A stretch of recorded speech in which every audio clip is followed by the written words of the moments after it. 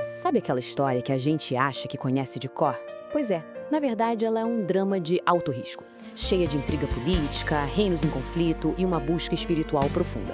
Hoje a gente vai desvendar essa jornada dos magos e o confronto que ela causou. E o nosso ponto de partida não é uma manjedoura tranquila, não. É nos corredores do poder, onde essa pergunta, uma pergunta perigosíssima feita por estrangeiros, simplesmente explode em Jerusalém, abalando os alicerces da autoridade. Para a gente entender o tamanho do impacto dessa pergunta, a gente precisa primeiro entender quem era o homem sentado no trono, Herodes o Grande. Herodes era, olha só, um rei cliente de Roma. Brilhante, um construtor incrível, mas ao mesmo tempo absolutamente brutal. O reinado dele foi marcado por obras magníficas e também por uma paranoia aterrorizante. Uma paranoia que o levou a eliminar qualquer um que ele visse como rival, inclusive a própria esposa e 3 de seus filhos. Então, para um governante como Herodes, essa notícia não era uma questão religiosa, de jeito nenhum. Era uma crise política, uma ameaça direta ao seu poder, à sua vida. Aquele trono que ele tanto lutou para manter, de repente, parecia tremer. Agora, vamos virar o foco. Vamos falar de quem fez a pergunta, os magos. Afinal, quem eram eles? Pensa nesse contraste. De um lado, as autoridades de Jerusalém. Tinham as escrituras, sabiam da profecia, mas ficaram paradas. Do outro, os magos. Provavelmente estudiosos, astrônomos do Oriente, talvez do Império Parta, o grande rival de Roma. Eles representavam um mundo totalmente fora do controle de Herodes, guiados por outro tipo de sabedoria. A jornada deles, por si só, já era uma baita declaração política. Fazia parte de uma expectativa que existia no Oriente de uma virada no poder, de um poder que não viria de Roma. Eles não estavam só seguindo uma estrela, eles estavam seguindo a promessa de um novo mundo. A chegada dos magos com aquela pergunta provoca 2 reações completamente opostas. E é aqui que a gente vê o coração do conflito dessa história. Primeiro, vem o medo, um pavor total.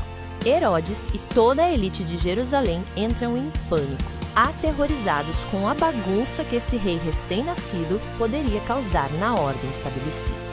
Mas para os que buscavam, para os magos, o mesmo sinal que apavora os poderosos traz uma alegria imensa. Uma alegria que confirma que eles estão no caminho certo. A esperança deles é literalmente o terror de Herodes. E isso, olha, ilustra perfeitamente o ponto central. O nascimento de Jesus provoca desde o primeiríssimo momento uma escolha, uma divisão clara entre a rejeição, que nasce do medo, e a aceitação, que nasce da busca alegre. O Messias veio para todos, mas nem todo mundo o acolhe, né? Guiados pela estrela, os magos finalmente chegam em Belém. E cada gesto deles ali é carregado de um significado profundo.